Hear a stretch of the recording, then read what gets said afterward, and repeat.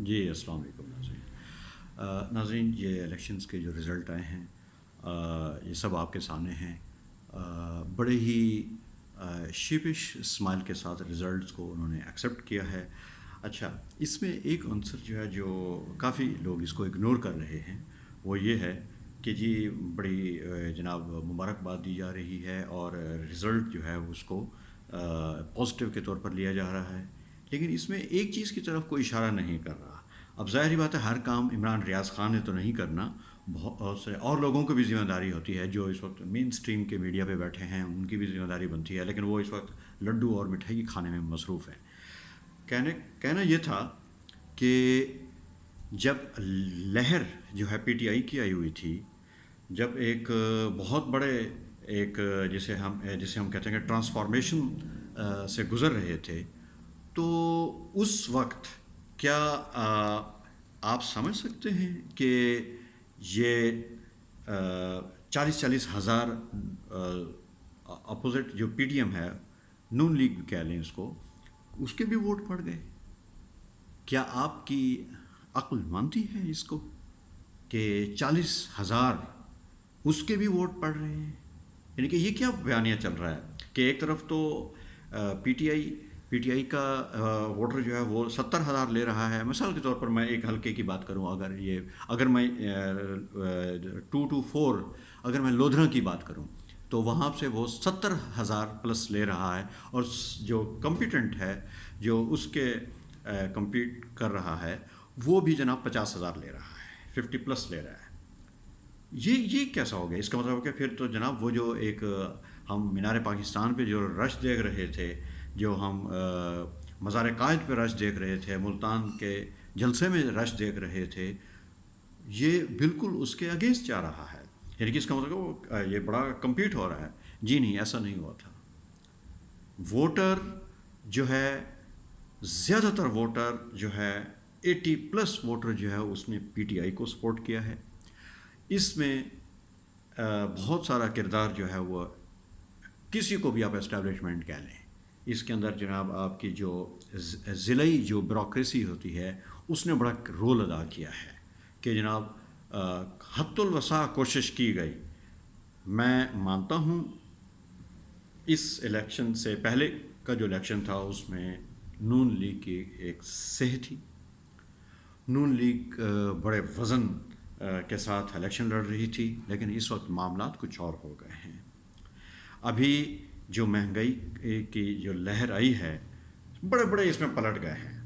اچھا میں نے ذاتی طور پر صرف ایک حلقے کی ایک یو سی اس کی جو کیا کہتے ہیں ایک اسٹیشن ہے اس کو میں نے فوکس کیا, انویسٹیگیٹ کیا. اب آپ سنتے جائیے. یہ لوگ جو یہاں پہ جو ووٹر تھے, یہ جدی پشتی میں آپ کو بتا رہا ہوں, جدی پشتی علماء کرام کو دیتے تھے. مثال علماء کرام کہہ لیں یا جمعیت علماء اسلام کہہ لیں, یہ ان کو دیتے تھے. اچھا اس میں بھی گروپ بندی تھی کہ ایک گروپ دیتا تھا درخواستی گروپ کو ووٹ ہمیشہ, دوسرا دیتا تھا مفتی محمود کو. یعنی کہ درخواستی گروپ اور مفتی محمود گروپ. اب کیا ایسی گدڑ سنگی آ گئی ہے کہ جناب ان کی اولادیں, مجھے باقاعدہ میرے پاس ریکارڈ ہے, وہ کہہ رہی ہیں نہیں جی اس مرتبہ تو ہم پی ٹی آئی کو ووٹ دیں گے. بیسیکلی ان کا جو سٹانس ہوتا ہے وہ ریلیجیس سٹانس پر ہوتے ہیں.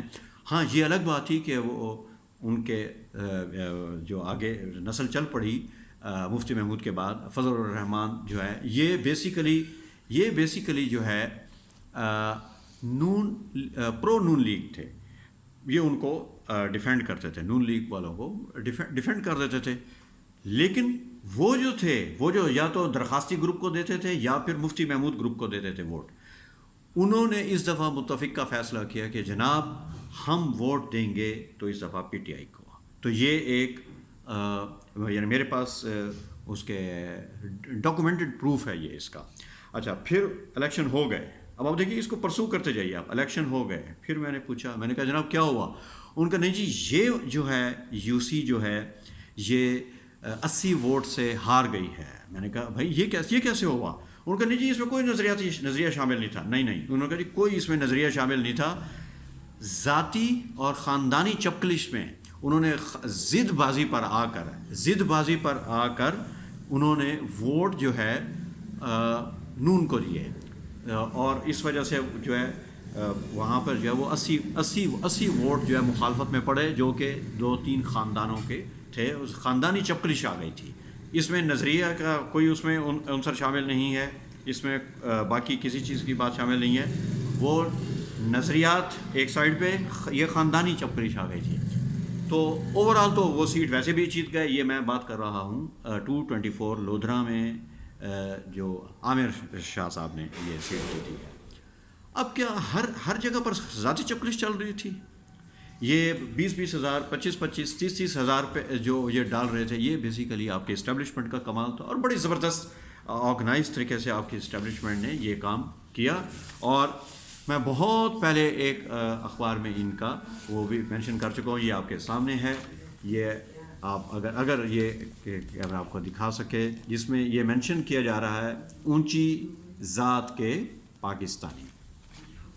یہ میں نے بیسیکلی انہی کو فوکس کیا ہے. یہ جو آپ کے اسٹیبلشمنٹ کے بیوروکریسی کے لوگ ہیں، بیسیکلی یہی کرپشن یہ کرتے تھے ہمیشہ سے. تو یہ جو ہے ایک فارمولہ بن گیا تھا کہ جناب پنجاب سے جو ہے وہ نون لیگ سکہ بند طریقے سے جیت جائے گی، جو اس مرتبہ جو ہے بڑوں کو سوچنے پر مجبور کر دیا ہے کہ جناب یہ کیسے ہار گئے ہیں. کیونکہ اس دفعہ جو ہے وہ مخصوص سیٹوں پر 20 سیٹوں پر الیکشن ہو رہے تھے، اور سب کی نظریں گڑی ہوئی تھیں کہ جناب یہ آپ دیکھتے ہیں کہ کتنی دھاندلی کرتے ہیں. دھاندلی ابھی بھی ہوئی ہے. میں نے آپ سے کہا ہے کہ وہ شپش اسمائل کے ساتھ انہوں نے کہا کہ جی ہم سر تسلیم ہم کرتے ہیں. اور انہوں نے یہ نہیں بتایا کہ ڈالڈا کتنا مکس کیا گیا تھا، اور نہ ہی بہت سارے صحافی برادری اس کو اٹھا رہی ہے کہ جناب معلوم تو کریں کہ جو 40 لاکھ تو پہلے ہی مار دیے تھے. 40 لاکھ تو پہلے ہی مار دیے تھے. دیکھیں یہی چھوٹی چھوٹی کرپشن ہوتی ہیں ہماری، چھوٹی یہ جو کرپشن ہوتی ہے پھر بڑی کرپشن بن جاتی ہے. پھر اس کے بعد اتنا ان کو اوور کانفیڈنٹ کر دیتے ہیں. کوئی اپنے آپ کو امیر المومنین سمجھنے لگتا ہے، کوئی کہتا ہے جی پنجاب تو ہے ہی ہمارا، کوئی کہتا ہے سندھ تو جی ہمارا ہے، جی سندھ تو ہمارا ہے.